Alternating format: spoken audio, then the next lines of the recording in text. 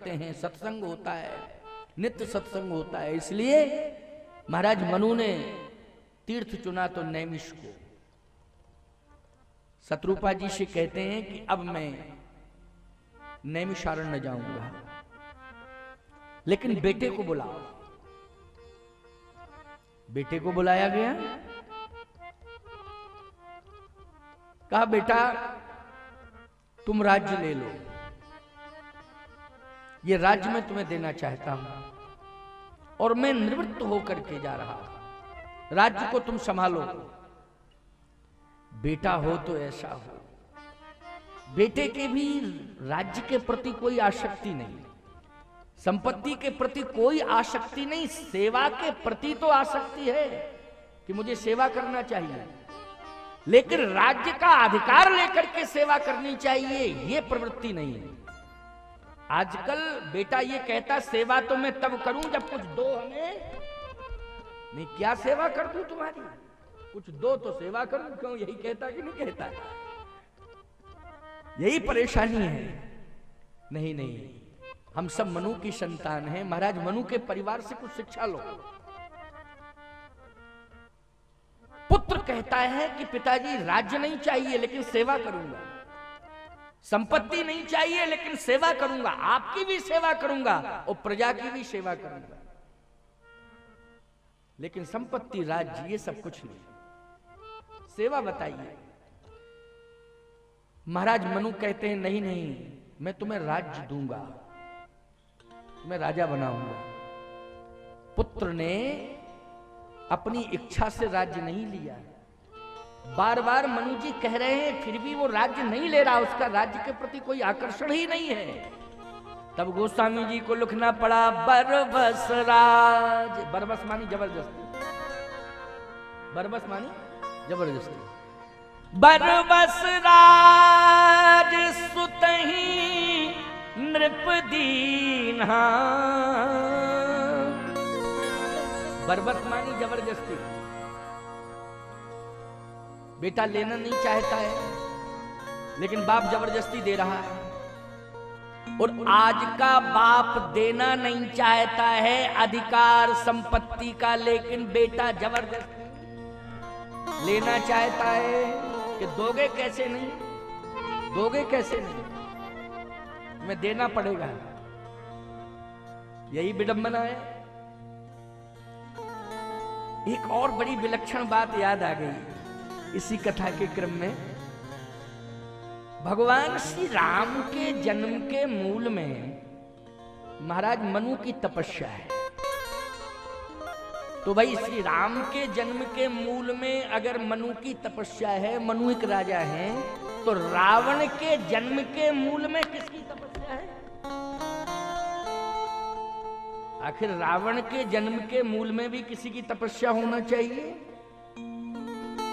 वो भी कोई राजा है। हाँ, वो भी राजा है। श्री राम के जन्म के मूल में महाराज श्री मनु हैं और रावण के जन्म के मूल में राजा सत्यकेतु है। कौन है? सत्यकेतु। आप कहोगे महाराज दोनों ने तपस्या की, तपस्या दोनों ने की। तो बोले ये सत्यकेतु की तपस्या में गड़बड़ी कहां हो गई कि राक्षस पैदा हो गया? ये सत्यकेतु की तपस्या राक्षस बना देती है, गड़बड़ी हुई होगी कहीं। देखो भाई, प्रत्यक्ष रूप से गड़बड़ी दिखाई दे रही है, इसमें शंका की आवश्यकता नहीं है। और यही गड़बड़ी हमारे परिवार में दिखाई दे रही है कि संतान राक्षसी हो रही है, यही गड़बड़ी दिखाई दे रही है। अगर इस गड़बड़ी को ठीक कर लिया जाए, सुधार लिया जाए, तो संतान में राक्षसी संस्कार नहीं होंगे, लेकिन गड़बड़ी हो रही है। और आज की कथा में ये प्रेरणा जरूर मिलेगी कि हमें गड़बड़ी सुधारना चाहिए। महाराज मनु कहते हैं कि बेटा राज्य ले लो, जबरदस्ती दे ही दिया। अच्छा भाई, जबरदस्ती राज्य दिया पुत्र को, तो चलने लगे। शत्रुपा जी ने पैर पकड़ लिए, मनु जी की धर्मपत्नी शत्रुपा पैर पकड़ लिए। कि आप मुझे छोड़ करके कहां जा रहे हो? मुझे छोड़ के जा रहे हो? महाराज मनु ने कहा, तेरे लिए राज्य छोड़ा, पुत्र छोड़ा, संपत्ति छोड़ी, अब हमें तो छोड़। सब तो छोड़ दिया, अब हमें छोड़, मैं जाऊं। कहे नहीं नहीं, मेरे लिए संपत्ति महत्वपूर्ण नहीं है, मेरे लिए पुत्र भी महत्वपूर्ण नहीं है, मेरे लिए केवल पति महत्वपूर्ण है। कितनी महत्वपूर्ण बात है। मेरे लिए पति महत्वपूर्ण है। नारी के सामने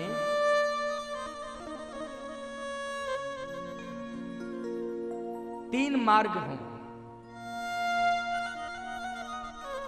और तीनों मार्गों में अलग अलग लोग खड़े हों एक एक मार्ग पर। जैसे एक मार्ग पर पति खड़ा है, दूसरे मार्ग पर पुत्र खड़ा है और तीसरे मार्ग पर संपत्ति खड़ी है। अब नारी से कहा जाए कि तू वर्ण कर इन तीनों में से किसी एक का, तो सोचो वो पति मार्ग का वर्ण करेगी या पुत्र स्नेह मार्ग का वर्ण करेगी अथवा संपत्ति मार्ग का वर्ण करेगी? किसका वर्ण करना चाहिए? शत्रुपा जी से शिक्षा लो। शत्रुपा जी के सामने भी तीन मार्ग आ गए। एक मार्ग पर पति खड़ा है, दूसरे मार्ग पर पुत्र खड़ा हुआ और तीसरे मार्ग पर संपत्ति खड़ी है। लेकिन शत्रुपा जी ने किसका वर्ण किया? यही शिक्षा है तुम्हारे लिए। अपने पति के चरण पकड़ लिए। महाराज मनु कहते हैं, देख तू मुझे रोक रही है। कहा नहीं, रोक नहीं रही है, प्रार्थना कर रही हूं मुझे छोड़ के मत जाओ। जाना है तो साथ लेके जाइए, छोड़ के मत जाइए, साथ लेके जाइए। अरे तेरा बेटा मैंने राजा बना दिया है, तू राजमाता बन गई है। सम्मान तो तुझे रानी से महारानी से ज्यादा मिलेगा। राजमाता बन गई तू, राजमाता का सम्मान प्राप्त कर। इसलिए अपने पुत्र के साथ रहे, संपत्ति भी तेरे साथ रहेगी, सम्मान रहेगा, मुझे जाने दे। शत्रुपा जी ने कहा नहीं, ना तो मैं संपत्ति के साथ रहूंगी और ना मैं संतान के साथ रहूंगी। जहां मेरा पति होगा मैं वहीं रहूंगी। आज तो बड़ी विडंबना है। लोग कहते हैं महाराज समझ में नहीं आ रहा है कि जब पत्नी शुरू में आई थी तो बड़ा स्नेह करती थी मुझसे, लेकिन पता नहीं 15 साल में उसका स्वभाव ही बदल गया। मैंने कहा क्या बदल गया? क्या महाराज उतना प्रेम नहीं है। हमने कहा क्यों नहीं है? बोले जब से संतान हो गई तो संतान के प्रति उसका प्रेम हो गया, संतान के प्रति। तो मैंने कहा तुम्हें क्या तकलीफ हो रही है? आखिर संतान जो है, संतान तुम्हारी नहीं है क्या? उसी की संतान है। तुम भी तो पिता की भूमिका निभा रहे हो। वो मां की भूमिका में है, तुम पिता की भूमिका में हो, तो संतान तो तुम्हारी भी है। वो तुम्हें किस बात का कष्ट है? अगर संतान के प्रति उसका प्रेम है तो आखिर तुम्हारी ही तो संतान है। बोले महाराज जी हाँ वो तो सब है, लेकिन मैंने कहा लेकिन कारण ये है कि संतान जब तक नहीं होती है तब तक पूरा प्रेम पति के प्रति होता है, और संतान जब जन्म ले लेती है तो निश्चित रूप से प्रेम में विभाजन हो जाता है, संतान के प्रति वात्सल्य आ जाता है। यह संसार का नियम है, लेकिन शास्त्र कहता है चाहे संपत्ति हो चाहे संतान हो, लेकिन पत्नी का कर्तव्य कहता है कि उसका समर्पण पति के चरणों में होना चाहिए। और दोनों मिलकर के संतान को प्रेम दें, संपत्ति को संभालें। ये थोड़ी करे संपत्ति छोड़ दो, संतान छोड़ दो, लेकिन दोनों मिलकर के संभालें। ऐसा नहीं है कि पति से अलग होकर के हम संतान और संपत्ति संभालें, ये नहीं होना चाहिए। महारानी शत्रुपा कहती हैं, बेटे के लिए मेरा आशीर्वाद है, लेकिन आपके चरणों से दूर नहीं रहना चाहती हूं। आपके चरण जहां चलेंगे वहीं हम भी चलेंगे, जहां आप रहेंगे वहीं हम भी रहेंगे, आपकी सेवा करेंगे, आप मुझे छोड़ करके मत जाए। क्योंकि जो नारी केवल संपत्ति का वर्ण करती है, पति और संतान दोनों को छोड़ करके जो संपत्ति का केवल वर्ण करती है, वह निकृष्ट नारी है। शत्रुपा जी कह रही हैं, वह निकृष्ट नारी है जो संतान और पति दोनों को छोड़ के केवल संपत्ति का वर्ण करती है। केवल संपत्ति, वो निकृष्ट है। और जो संपत्ति और संतान का वर्ण करती है, वो मध्यम नारी है। लेकिन जो संपत्ति और संतान दोनों को महत्व न दे करके केवल अपने पति को महत्व देती है और पति के चरणों में समर्पण करती है, वो उत्तम प्रकार की नारी होती है। वही शास्त्र, संस्कृति और सनातन में पूजनीय मानी जाती है। इसलिए हमारा उत्तम धर्म यही है, एक ही धर्म एक व्रत नेम, एक ही धर्म एक व्रत नेम, एक ही धर्म एक व्रत नेम, एक ही धर्म एक व्रत नेम, काय बचन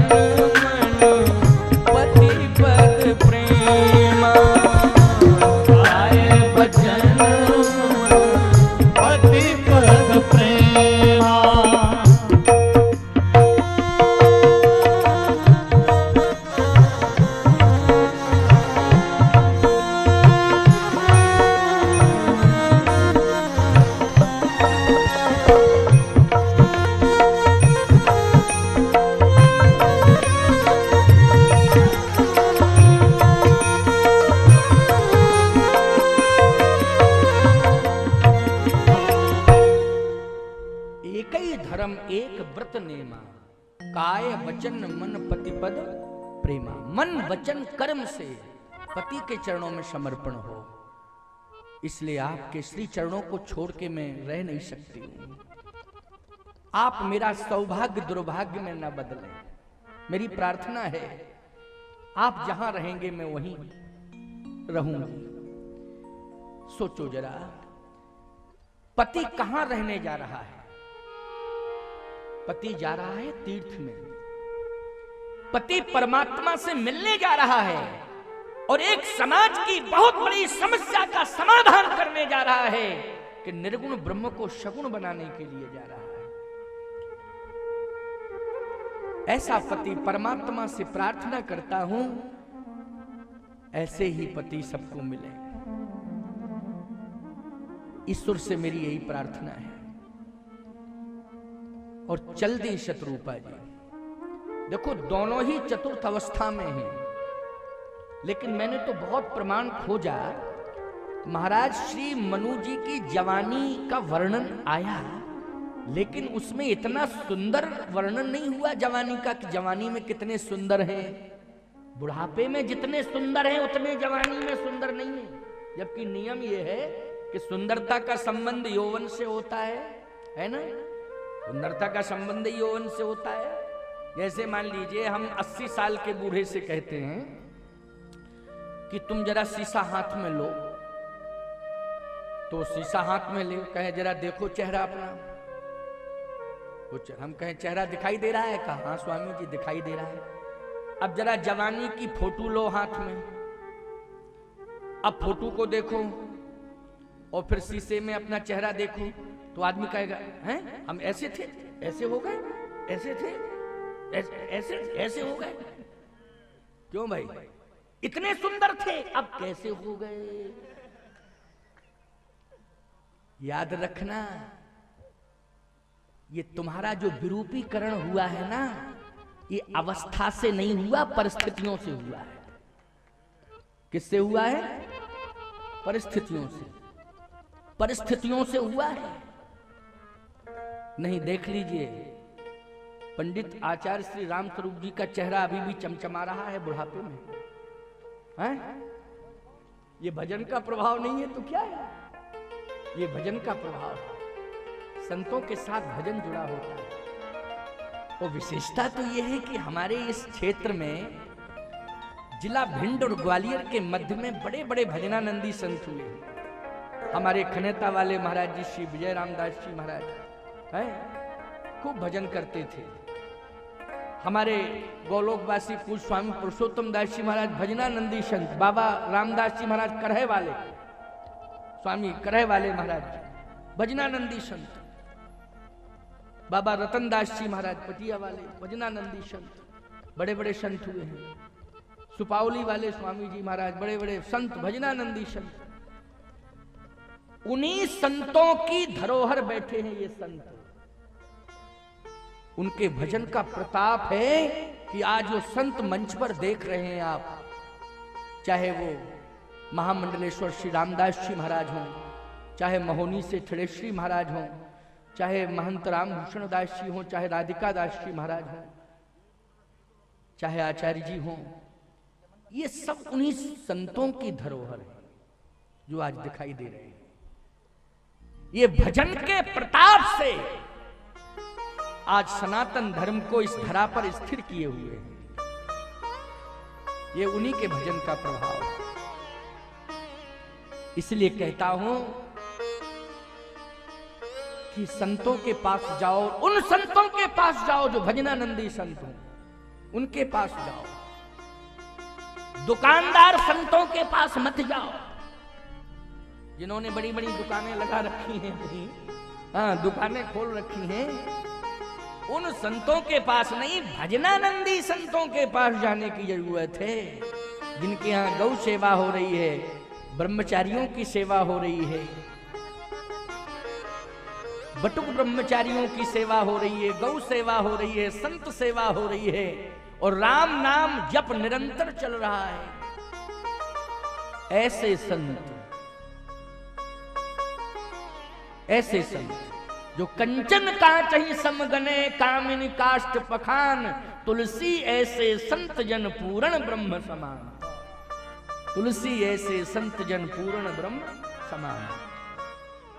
ये परंपरा इन संतों को उन महापुरुषों ने दी है कि पूरा जीवन ही राम नाम पर आधारित है, राम नाम पर आधारित जीवन है। तो आए, नैमिषारण्य में भी उच्च कोटि के संत रहते हैं। तो उच्च कोटि के संत जहां नैमिष में रहते हैं, तो महाराज मनु वहीं जा रहे हैं। लेकिन चतुर्थ अवस्था में दोनों हैं, लग कैसे रहे हैं? चर्चा ये चल रही थी ना कि भाई बुढ़ापे में सुंदरता कहां? सुंदरता का संबंध तो जवानी से है। लेकिन महाराज मनु तो बुढ़ापे में सुंदर लग रहे हैं, और दोनों ही सुंदर लग रहे हैं, मनु जी और शत्रुपा जी। के पंथ जात सोहत मत धीरा,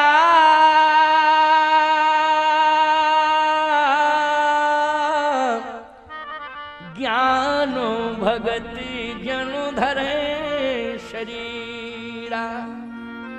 ज्ञान भगत जन धरे शरीरा।